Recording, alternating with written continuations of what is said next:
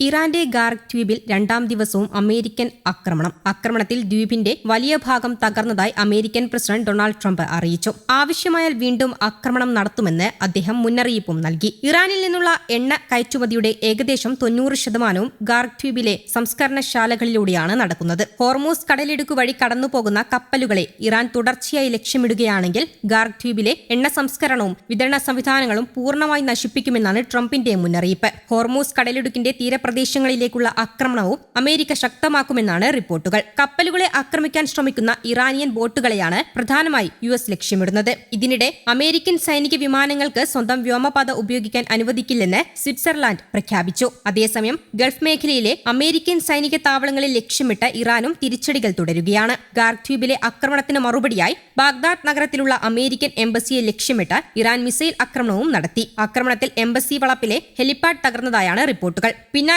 സായുധ സംഘടനകളിൽ വ്യക്തമായ നിലപാട് സ്വീകരിക്കുന്ന പാരമ്പര്യം ചൂണ്ടിക്കാട്ടി യുഎസ് യുദ്ധവിമാനങ്ങൾക്ക് വിലക്കേർപ്പെടുത്തിയിരിക്കുകയാണ് യൂറോപ്യൻ രാജ്യമായ സ്വിറ്റ്സർലാൻഡ്. ഇറാൻ യുദ്ധത്തിൽ നേരിട്ട് പങ്കെടുത്ത യുഎസ് വിമാനങ്ങൾക്ക് പോകാനുള്ള വ്യോമാതിർത്തി രാജ്യമടച്ചു. ഞായറാഴ്ച സ്വിറ്റ്സർലാൻഡിന് മുകളിലൂടെ പറക്കാനുള്ള 2 അഭ്യർത്ഥനകൾ നിരസിച്ചതായി ബേണിലെ ഫെഡറൽ ഗവൺമെന്റ് അറിയിച്ചു. എന്നാൽ 2 ഗതാഗത വിമാനങ്ങൾ ഉൾപ്പെടെ മറ്റു 3 വിമാനങ്ങൾക്ക് അംഗീകാരം ലഭിച്ചു. സംഘർഷത്തിൽ ഉൾപ്പെടുന്ന കക്ഷികൾ സൈനിക ആവശ്യങ്ങൾക്കായി അമിതമായി വിമാനങ്ങൾ പറത്തുന്നത് നിഷ്പക്ഷതാ നിയമം വിലക്കുന്നുവെന്ന് സ്വിസ് സർക്കാർ പറഞ്ഞു. മിഡിൽ ഈസ്റ്റിലെ യുദ്ധവും നയതന്ത്രജ്ഞർക്ക് നേരെ വർദ്ധിച്ചുവരുന്ന സുരക്ഷാ അപകട സാധ്യതയും കാരണം സ്വിറ്റ്സർലാൻഡ് ടെഹ്റാനിലെ എംബസി താൽക്കാലികമായി അടച്ചിരുന്നു. ഇറാന്റെ പ്രത്യാക്രമണവും പ്രതിരോധവും യുഎസ് പ്രതീക്ഷിച്ചതിലും ശക്തമായതോടെ ആയുധശേഖരം തീർന്നു പോകുന്നതായി റിപ്പോർട്ടുകളുണ്ട്.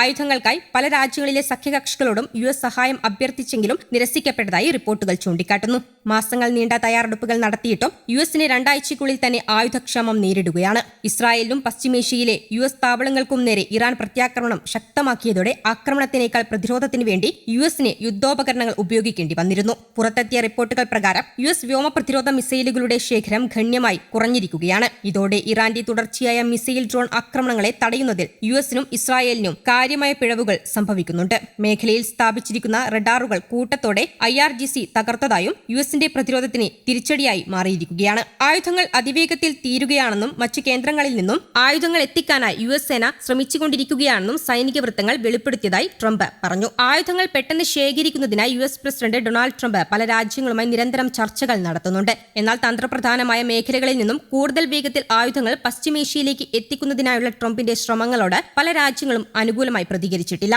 നയതന്ത്ര സമ്മർദ്ദം ചെലുത്തിയിട്ടും സംഘർഷത്തിൽ പങ്കുചേരാനാകില്ലെന്ന് പല രാജ്യങ്ങളും നിലപാടെടുത്തതോടെ ട്രംപ് കടുത്ത നിരാശയും ദേഷ്യവും പ്രകടിപ്പിച്ചെന്നാണ് റിപ്പോർട്ടുകൾ. ഇറാന്റെ പ്രതിരോധ ആക്സിസ് മിസൈലുകളെ തടയാനായി സഖ്യകക്ഷികൾ യുദ്ധക്കപ്പലുകൾ അയക്കണമെന്നും റഡാർ സംവിധാനങ്ങൾ വിന്യസിക്കണമെന്നുമായിരുന്നു ട്രംപിന്റെ പ്രധാന ആവശ്യം. എന്നാൽ സഖ്യകക്ഷികൾ ഈ അഭ്യർത്ഥനയും നിരസിച്ചു. 3 രാജ്യങ്ങൾ ട്രംപിന്റെ ആവശ്യം പൂർണ്ണമായും നിരസിച്ചു. ഒരു രാഷ്ട്രം മാത്രം സമ്മർദ്ദങ്ങൾ കാരണം അഭ്യർത്ഥന പരിഗണിക്കുകയാണെന്നും അദ്ദേഹം പറഞ്ഞു.